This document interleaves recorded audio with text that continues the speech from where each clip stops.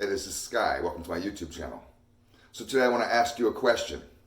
Is it serving your greatest good? That's a good question that you can ask yourself all the time.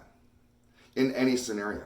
Is this serving my greatest good? What I'm doing right now, is this serving me? Is this moving me forward? Is this helpful to my plan in life, to my goals in life, to my overall scheme of things? Where does this fit into my schedule? Because we should always have a schedule. You should always have a plan. You don't plan to fail. You only fail to plan. If you're just winging it, you're just kind of one of these willy-nilly butterflies in the wind, you know, like one of these people that uses the I'll go with the flow kind of philosophy. Ask yourself how far you've really traveled. How far that flow has really taken you. Are you the same place that you were last year or 10 years ago or 15 years ago? Look around you and ask if your lifestyle, if your behavior, if your attitudes, if the way that you respond to the things going on around you is serving you. Now that's a big one. Because it's not about what happens to us in this world. It's about how we respond to it. Right? Think about the news. How much do you watch the news? People get outraged constantly. Constantly. I could pick on both Republicans and Democrats, liberals and conservatives. They spend most of their day being in a constant state of outrage and fear, one or the other, flip-flopping back and forth between the other. The news does this to you. The reason why the news does this is because they know it builds ratings.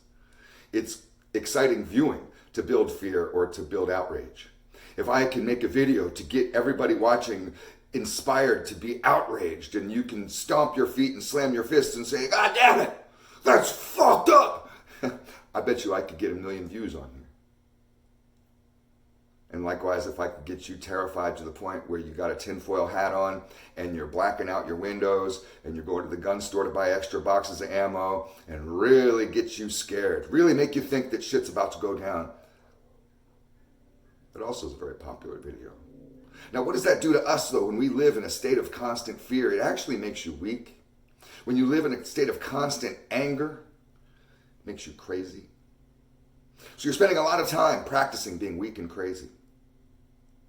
It's not healthy. You got to ask yourself continually, is this serving me? When you're sitting there watching TV of your favorite news channel, whether it be Fox or MSNBC, whoever, whether you're looking online and you're reading the Huffington Post or Bloomberg, I don't care. Both sides are doing it. And when you see these riots, some people, it makes them so outraged. And I've heard that a lot this week when they talk about the riot that we just had, of the outrage. And people want to yell and scream, stomp their feet, and just get so angry. In fact, I was at a football game last night with my brother and his wife, and they both share the same politics, and they wanted to just rail and just show how incredibly outraged they were at what happened from all angles.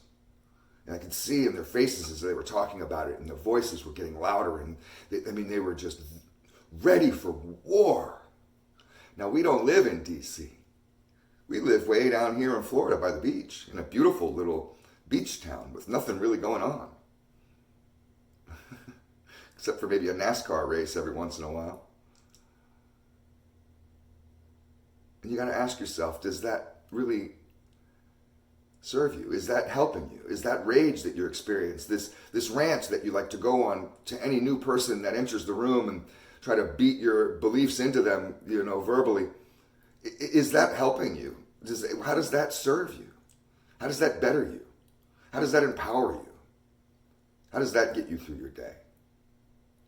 Does that help you meet your protein levels?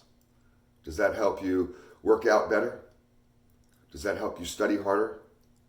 Does it help you make more money? Does it help you love your family more? Does that help you mow your lawn or clean your gutters or go in the garage and work on your project? How does it help you? How is it serving you? What is it doing for you? A guy told me the other day, because he's bummed on the election and how everything went down. He's bummed on the fact that there's no more, at least in his perception, and maybe he's right, no more checks and balances in our country because one party now has all the control. And this is kind of the first time this has happened in many years, if not the first time in my lifetime. And he was very scared. And I could see it in his face and hear it in the shaking tone in his words. And I could see that in his posture and everything about him, this aura around him, that he was just exuding fear, that he doesn't know what's going to happen with the world right now. And he's just so terrified. And I just got to think, how does that serve you? How does that fear get you through the day? How does that fear help you overcome obstacles?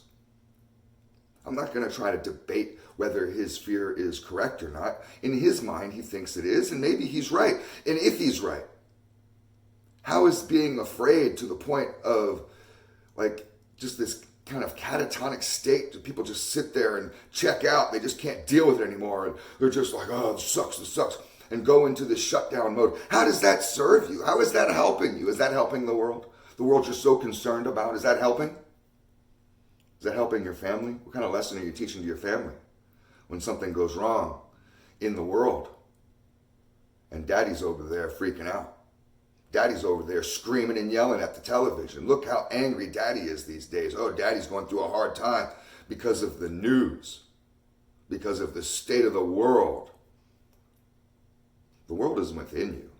It's how we respond to things. It's not what happens to us. So you got to always ask yourself that question, that magical question, that important question. It's so hard to ask. It's even harder to answer. How does it serve you? If you have a good answer, I'd like to hear it, but I've never heard one yet ever when I've asked that question. And I've been asking myself that question for 20 years on various behaviors and beliefs that I recognize are not serving my greater good. They're not helping me to move forward. And you have to get into a practice of weeding out the bullshit. Just like you go through your lawn, if you have a nice lawn and you see a weed pop up and you're like, and you go pull it, and then beautiful grass goes in that spot, and then you can regain some of the purity of your lawn. You can do this with your mind, the same kind of practice. When you see these weeds pop up of fear and outrage, of negativity, of weakness, of backsliding, you can go and pull them out. And what grows in its place is positive, loving, forward-moving progress.